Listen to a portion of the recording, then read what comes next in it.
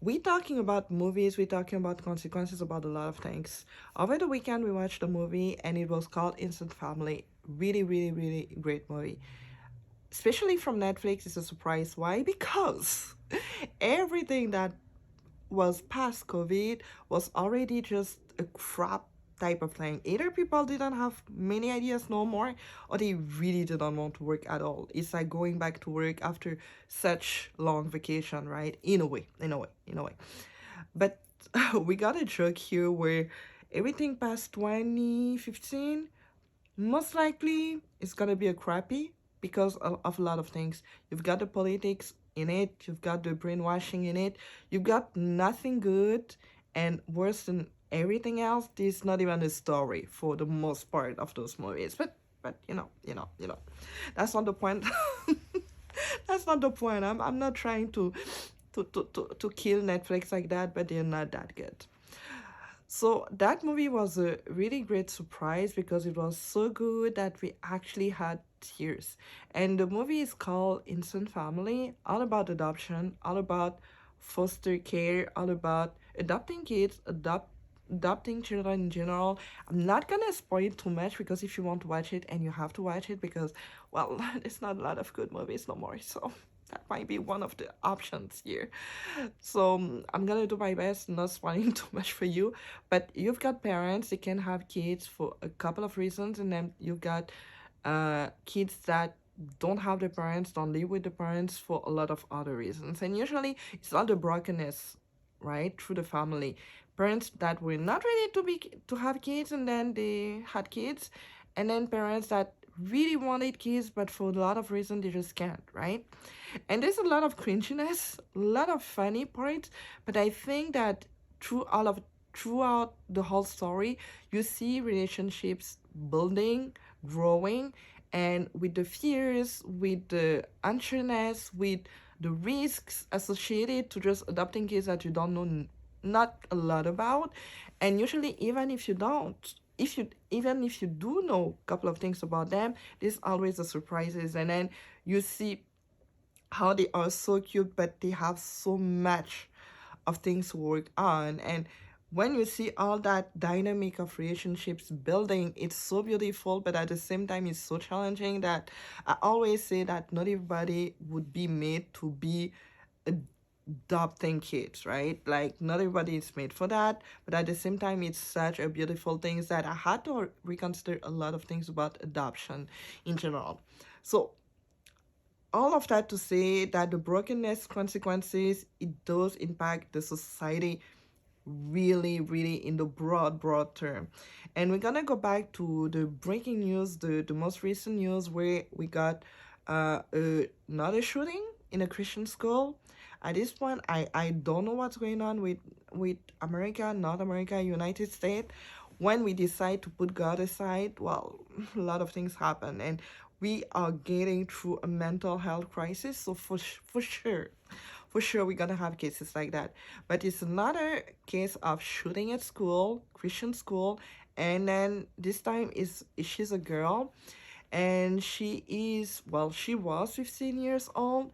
And to kind of sum it up, because I saw a couple of things and news about it, she was depressed, she was frustrated about her parents, she didn't feel like she was loved, she couldn't find her place within the society. Let's just sum it up like that, right? And there was a lot of relationships issues with her regarding her parents, regarding like being at school, and at she was part of that Christian school as well. And then the whole drama is really for the families, right? Losing the kids like that, and just imagining yourself waking up in the morning, dropping your kids, and then at the end of the day, you got the call, right? You got the call because something really, really horrible happened. So there's a moment for praying for those families, but there's a moment to kind of reflect on the society, right? Because when I'm sharing it and I'm sharing the movie that I watched this weekend, I want to share a bit of the things that I love watching crime documentaries, I would say, on YouTube from a lot of YouTubers like talking and sharing stories. And you see you see a lot of brokenness throughout all of those, I would say, horrible cases. And that's something that I do like saying, because I like to understand what was the motivation, where did that come from, and all of that always came down to relationships, lack of love, right?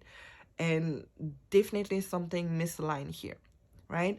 There was a case in one of the last crime episode that I saw from one of the YouTuber that I watched a lot, and I love him.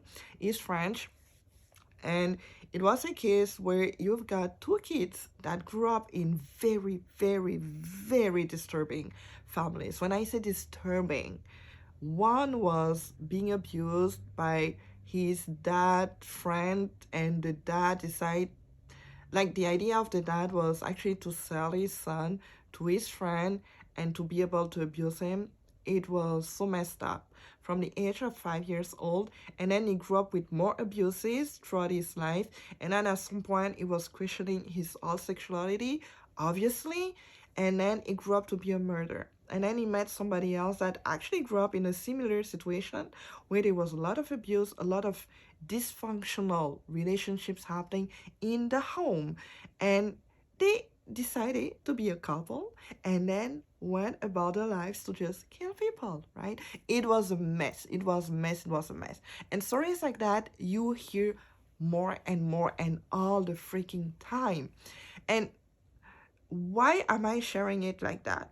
It's because at some point, when I hear people, and a lot of people, and more recently, I had somebody telling me that, somebody close to me, telling me that, well, the idea of going out there and then start talking about Jesus, right? Sharing the good news, sharing who Jesus is, the love that Jesus has for us, and that could be through anything that you do in your life, right? It doesn't have to be you being on the street and literally screaming Jesus is the way, the truth, and the life, which is true, but doesn't have to be everybody doing that. It could be anything. It could be anything and everything, and even some things that are more subtle than that. You being an example, I talked about it. But I had somebody come to me and kind of sharing the fact that we don't need to do that. Unless you're a priest or a nun, what is the point of you doing that? I mean, you living your Christian life at home, you going to the Mass on Sunday, you're praying, and then it's pretty much good. Like, why do you need to kind of do other people jobs? Like, the priest job, the nun job. And then I was saying, and I was trying to explain that as a Christian, it's kind of is your role. Like, being a Christian, it's just being called to share that good news, whoever you are, wherever you are, whatever you do. And again, I'm saying it as the introverted person that I could be, in the fact that I, I I'm not the person to be out there and literally talking to people randomly and being like, Jesus is gonna save you type of thing. It's just not my personality. Some people are born to that, some others are not. So in every type of layer into the church, we have our roles and a mission. And the point here is to discover that for you. Your purpose, your mission, whatever you do, it could be something as simple as working in the in a freaking supermarket, grocery, I don't know, and just being a good example of being a nice person. And I agree on that. Like, you don't need to do the extra. Not everybody is going to do that. Not everybody is even equipped to do that, but we are called to that as Christians. And the point here, when I'm sharing that, when I'm saying it, it's just because the more we try to let that role go to the priest or the nun, the more cases like that we're gonna hear more, the most, right? Because at some point we became so much more lukewarm, especially into the Catholic Church, especially into the church, right? Because I'm Catholic. And I saw a lot of people really getting to the point of really questioning the foundation, like the literal foundation of Christian life, Christianity, right? Where if you do, let's say, 20% of that, you're good. If you do 30% of that, you're good. If you do the 100%, it might be too much for a lot of people. And I used to be like that, right? Where I was living my life, going to the mass on Sundays, and then doing my things where I would pray every day, but I would still act like somebody that was not necessarily a Christian, right? I would live halfway through that. And when you are facing situations like that and all the cases that I was sharing with you, you are seeing the result of us being lukewarm in a way, right? Because in a lot of churches now, even some priests could be lukewarm to the point of talking about things that could be very superficial. Because if you started talking about demons, if you started talking about the enemy, the evil, and really putting the words where they need to be, you're gonna scare a lot of people out there, right? And I know that because I have friends. We would get to the surface of what actually is happening, right? To the point where it's not about people, it's not about Trump, it's not about Kamala, it's not about the right, it's not about the left, it's about something a lot more insidious, right? A lot more demonic, a lot more troubling, right? Than just those cases that we see out there that are actually the end result of things that we don't see. But you're getting to churches nowadays, you're getting to even talk to people, Christians as well, and you're getting the lukewarmness of it because we don't want to scare people away. It's not our job, it's not our roles. Who are we to even do that, right? Do your thing, go to the mass and pray. That's pretty much good, right? You're gonna be a great Christian like that. The point though is to get to be a saint for everybody. We are called to sanctity, but to get to the sanctity, it starts with the community. That's why we call and we talk about the body of Christ. We're not talking about one person. We're talking about every part of the body communicating with each other to make the whole body work. Because we're getting to a point where in the church, and I'm not gonna say that for everybody, I'm not gonna say that for even every priest, because my priest is very, very, very great, right? I love my priest. But when we see a lot of people leaving the church, a lot of people being lukewarm, it's definitely the average that brings the whole church a lot more down. When we when we will start taking our faith a lot more seriously, then we will start the results happening at church. A lot more miracles, a lot of people even coming back to church. Because again, we have a lot of people coming to church. That I'm not gonna say the contrary, because I see a lot of stories. I'm watching a lot of testimonials of people coming back to the Catholic faith. So I see that as miracles because something is happening. There's a shift. And that shift is not necessarily the result of one or two people. It's the result of more than that. It's the result of a group. But it has to be the result of the body of Christ to get to the level of just bring a lot more miracles and a lot more people being more aligned. When you start being more aligned, you're not fearing God for the wrong reasons. You don't feel like you're not being loved. Well, most of the time you're not gonna feel that. You're gonna feel that love all the time because you're gonna see Jesus and you're gonna see God in every point of your life, in the nature, in your neighborhood, with your neighbor, with the little cute mammy that you're gonna have next to your place, the grocery, every place you're gonna see miracles because you're gonna see a lot more genuine people because they're gonna start being more aligned. When we start seeing that disalignment, it's because at some point we're just getting rid of our role and we're putting that on others. And the sad part about sometimes just being the Catholic and what I see in my own church is that I see a lot of that. I see a lot of people definitely enjoying being Catholics, but for a lot of superficial reasons. To the point of it just becoming a culture of just of being Catholic. That's what you're gonna hear a lot more. A lot more people they're gonna say I'm Catholic, but then when it comes to just practicing it, that's something else. And I'm not pointing fingers because, again, like I said, I've been like that. I used to be a lot like that for many years, many years, many years.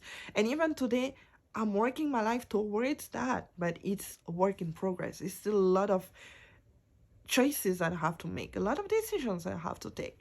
And sometimes it can be hard because you have to be so firm and so harder because the world is just very tempting with a lot of offers, a lot of choices. And when you start seeing all of the cases happening, shooting at school, and psycho being out there, and all the division that we see, we can't put ourselves out of the equation and be okay with the fact that we're doing the bare minimum, so that should be fine. That should be okay. I feel like at some point we need to bring back the real words, what I call adult words, right? When we get to talk about the devil and the enemy, we use the words for it, right? When we get to talk about things that are very, very, very troubling, we use words for it, right? Talking about abortion, talking about murder, talking about a lot of vices.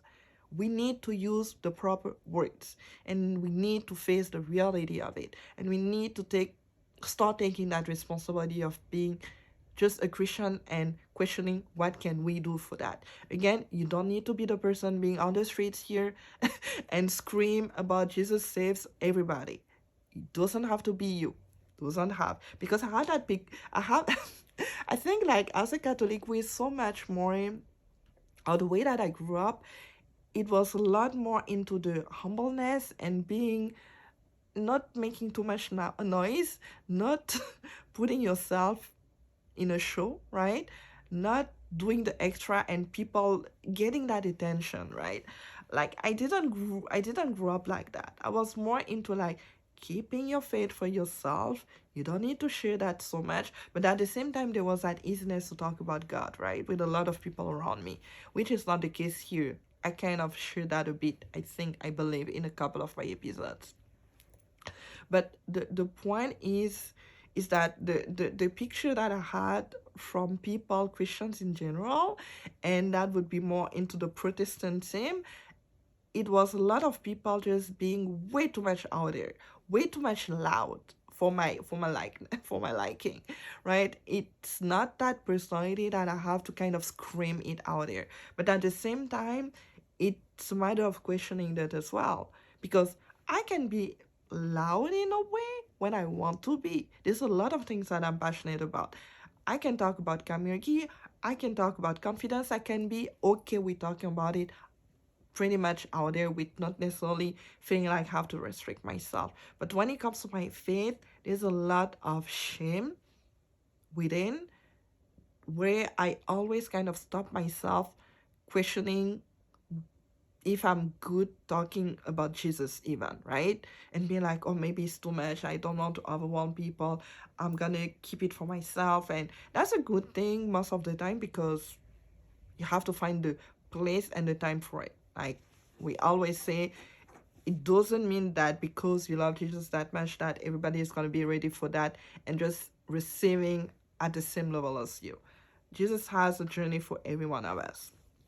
But I think at some point we need to go back at it. We need to go back at being soldiers of Christ, that image of being there, firm, and not necessarily being ashamed at all, and really taking that responsibility a lot more seriously, because we are getting to a point where the more we're gonna be lukewarm, like we already are, the more we're gonna have cases like that.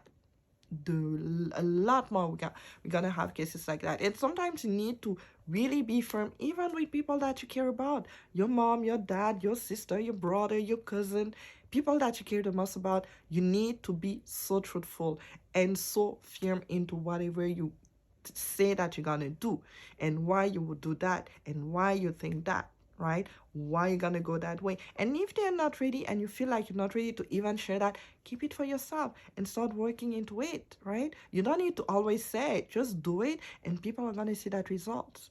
But at some point you need to start taking the action of just doing it, right? And being real Christians is really sharing that news through you, through the person that you are, you're drawing people in, naturally speaking. That joy that you're gonna cultivate through just having that relationship with Jesus and with Mary, it's gonna be so out there. People are gonna see it, people are gonna feel it, they're gonna ask you, what did you take? What's your secret to keep that youth, to keep yourself young forever and ever and ever, right?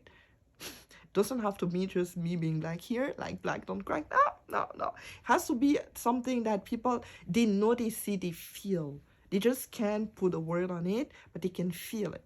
And that's how you keep people in. But that's work that you start doing on the inside. Being lukewarm is not necessarily the thing to be right now. Because when we see the whole church, we're seeing all of the issues that we're having right now. It comes back to the individual us. Every single Christian, every single Catholic, it's time to get and claim back what is actually ours in a way, right? And not being ashamed of it. Because when I think about families and I think about all that brokenness and relationship being broken because of choices, parents not being ready to be parents, and everything else along the way, we see more of it happening. So you can be telling yourself that my faith is my faith, is pretty much personal, it's my own personal relationship with Jesus. The rest I kind of couldn't care less, because you could be the next person, or some kid that you care about, or somebody that you know could be the next victim, and vice versa, right? So it's not personal.